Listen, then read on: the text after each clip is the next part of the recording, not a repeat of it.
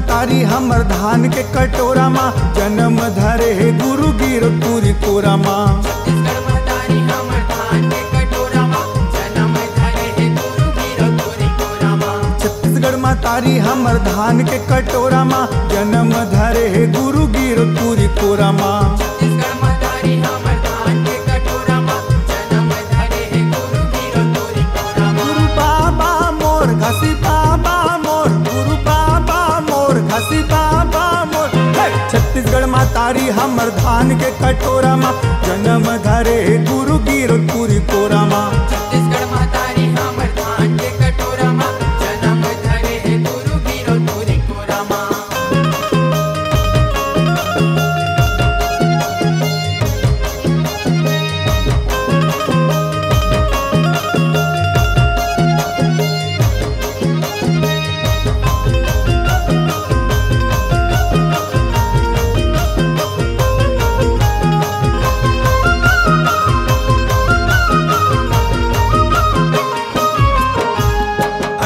दिसंबर दिन सोमवार के सन 1756 में, सन 1756 में, सन 1756 में।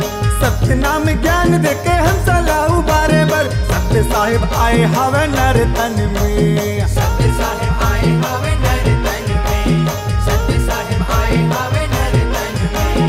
18 दिसंबर दिन सोमवार के सन 1756 में, सत्य नाम ज्ञान देके हंसला उबारे पर, सत्य साहिब आए हवे नर तन में। गुरु बाबा मोर घसी बाबा मोर, गुरु बाबा मोर घसी बाबा मोर। छत्तीसगढ़ माँ तारी हमर धान के कटोरा माँ, जन्म धरे हे गुरु गिरपुरी कोरा माँ। छत्तीसगढ़ महतारी हमर धान के कटोरा माँ, जन्म धरे हे गुरु गिरपुरी कोरा माँ।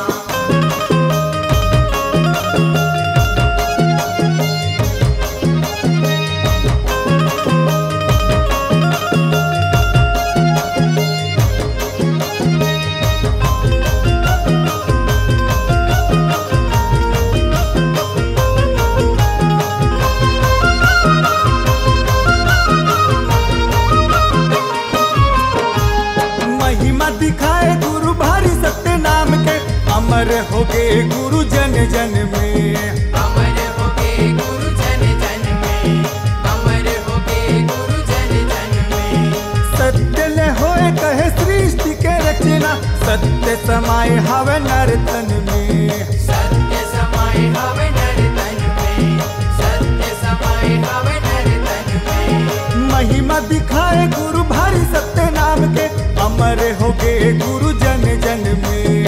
सत्य ले होए कहे सृष्टि के रचना, सत्य समाये हवे नर तन में। गुरु बाबा मोर घसी बाबा मोर, गुरु बाबा मोर घसी बाबा मोर। छत्तीसगढ़ माँ तारी हमर धान के कटोरा माँ, जन्म धरे हे गुरु गिरपुरी कोरा माँ। छत्तीसगढ़ महतारी हमर धान के कटोरा माँ, जन्म धरे हे गुरु गिरपुरी कोरा माँ। गुरु बाबा मोर घसी बाबा मोर, गुरु बाबा मोर घसी बाबा मोर। छत्तीसगढ़ माँ तारी हमर धान के कटोरा माँ, जन्म धरे हे गुरु गिरपुरी